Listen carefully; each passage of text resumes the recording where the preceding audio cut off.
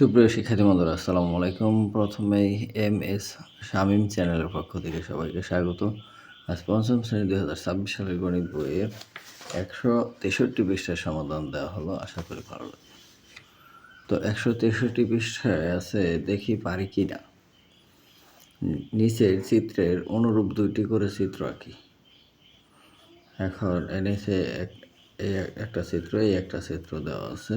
এরকম 2টা চিত্র আর এরকম 2টা চিত্র অঙ্কন করতে বলা হয়েছে। তা আমি তোমাদের খাতায় এই চিত্র 2টি অঙ্কন করে দেখাচ্ছি। প্রথমটা হচ্ছে ট্রাপিজিয়াম। কিভাবে? আমরা জানি যে চতুর্ভুজের একজোড়া বাহু সমান্তরাল তাকে ট্রাপিজিয়াম বলে।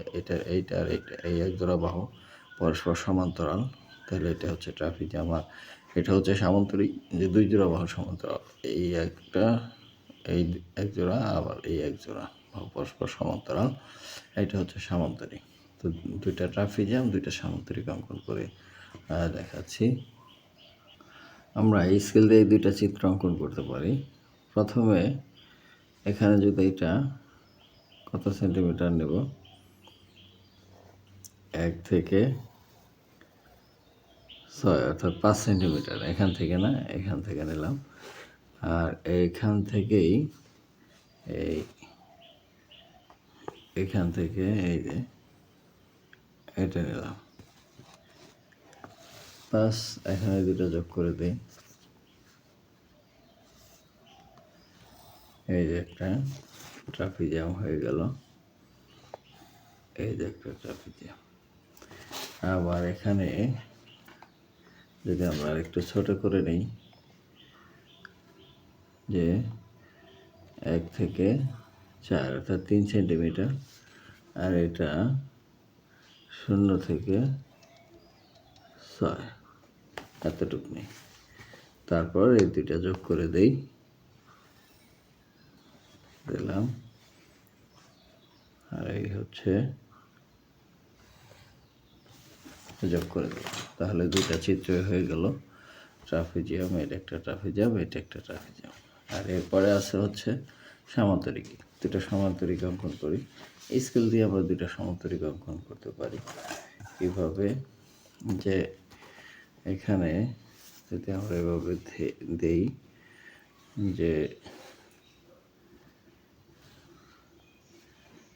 এখানে 1 থেকে 7 পর্যন্ত দিলাম, তাহলে এখানে 0 থেকে কত, এই 6 পর্যন্ত দিতে হবে। 0 থেকে এই 6 পর্যন্ত দিলাম। দেওয়ার পর একই সমান হয়েছে এই যে এই একটা,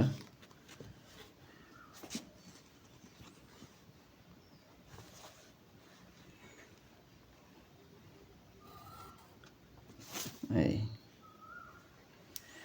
এটা একটা সামান্তরিক। আবার আর একটা একটু ছোট করে অঙ্কন করি, যে আর একটু ফাঁকে দেই। 1 থেকে 5 পর্যন্ত। আবার এটাও এখান থেকে 4 পর্যন্ত দিতেই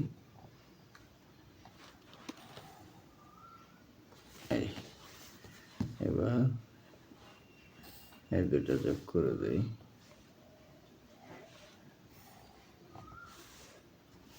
এটা সামান্তরিক, অর্থাৎ 2টা সামান্তরিক চিত্র অঙ্কিত হলো। এখানে আমরা ক, খ, গ, ঘ, আবার এটাও ক, খ, গ, ঘ, আবার এই চিত্রটাও ক, খ, গ, ঘ, এটা ক, খ, গ, ঘ চিহ্নিত করে দিলাম। এবার 2 নম্বর, ডান পাশে সামান্তরিকের বাহুগুলোর দৈর্ঘ্য ও কোণগুলো পরিমাপ নির্ণয় করি। তো এখানে যেহেতু চিত্রটা দেওয়া আছে, তা এখানে বের করতে বলছে যে ক, ঘ। ক, ঘ কোনটা? ক আর ঘ, এই বাহুটার দৈর্ঘ্য নির্ণয় করতে বলছে। তো এই বাহুটার দৈর্ঘ্য আমরা জানি যে এটা সামান্তরিক, বিপরীত বাহু পরস্পর সমান। তাহলে এই বাহু যে পরিমাণ হবে এই বাহুটা ঠিক তাই হবে। এই বাহু যেহেতু 6 সেন্টিমিটার আছে তাহলে ক ঘ এটাও এখানে 6 সেন্টিমিটার হবে। তারপরে আছে গ ঘ গ ঘ এইটা কতটুকু?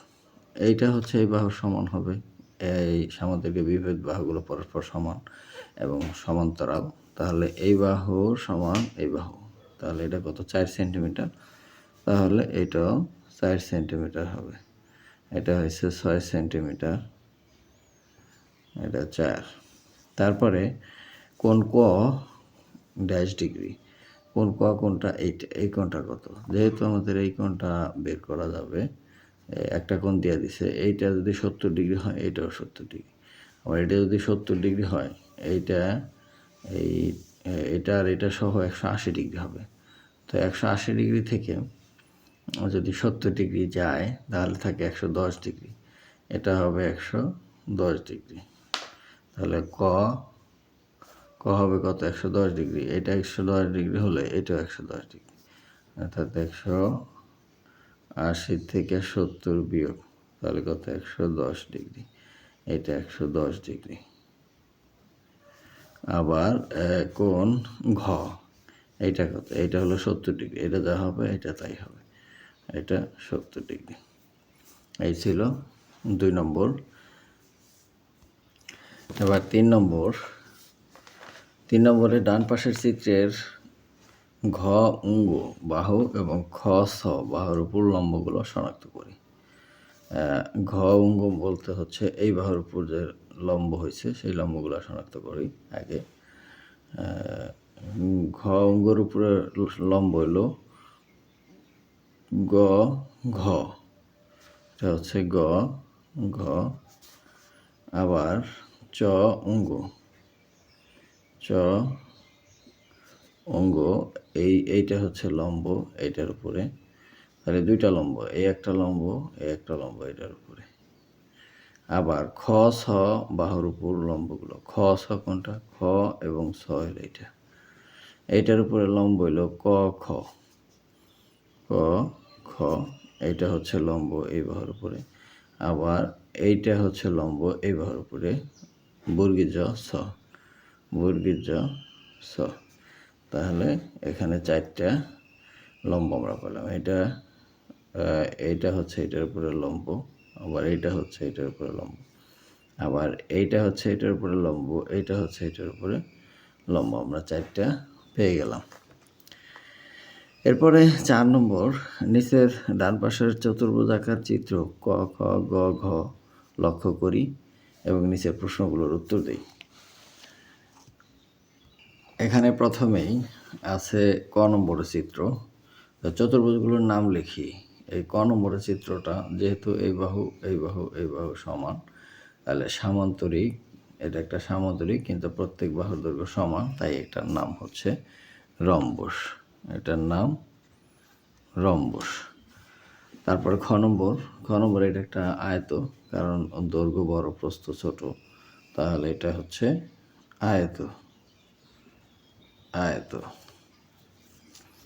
তারপর গ নম্বরটা হচ্ছে একজোড়া বাহু সমান্তরাল, এইটা আর এইটা, তাহলে একজোড়া বাহু সমান্তরাল কার? ট্রাপিজিয়ামের, তাহলে এখানে হবে ট্রাপিজিয়াম। তারপর এই ঘ নম্বরে হচ্ছে যে যেহেতু প্রত্যেকটা বাহুর দৈর্ঘ্য সমান এবং কোণগুলো সমকোণ, তাহলে এটা একটা বর্গ।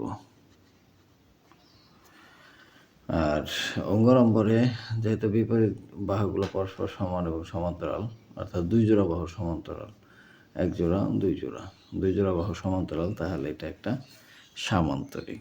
এটার নাম কি? সামান্তরিক। এখন কোন চতুর্ভুজের 4টি সমকোণ রয়েছে? এটা কোন চতুর্ভুজের 4টা সমকোণ রয়েছে? এই আয়ত এবং বর্গ, এই দুইটারই 4টা সমকোণ রয়েছে, তাহলে এখানে হবে আয়ত ও বর্গ। তারপরে কোন চতুর্ভুজের 2 জোড়া বিপরীত বাহু সমান্তরাল? 2 জোড়া বিপরীত বাহু সমান্তরাল, একটা হচ্ছে এটার নাম হচ্ছে রম্বস আর এটা হলো সামান্তরিক। রম্বস ও সামান্তরিক এগুলা হচ্ছে দুই জোড়া বাহু সমান্তরাল। আবার বর্গ বর্গ এবং আয়তেরও বিপরীত বাহুগুলো পরস্পর সমান্তরাল হয়, কিন্তু মেইনলি আমরা রম্বস এবং সামান্তরিক এখানে দেব। আয়ত আর বর্গ যেহেতু এখানে চলে আসছে। হ্যাঁ, তো শিক্ষার্থী বন্ধুরা আজ এ পর্যন্তই। দেখা হবে পরবর্তী পৃষ্ঠার ভিডিও নিয়ে। সে পর্যন্ত সবাই সুস্থ থাকবে। ধন্যবাদ সবাইকে।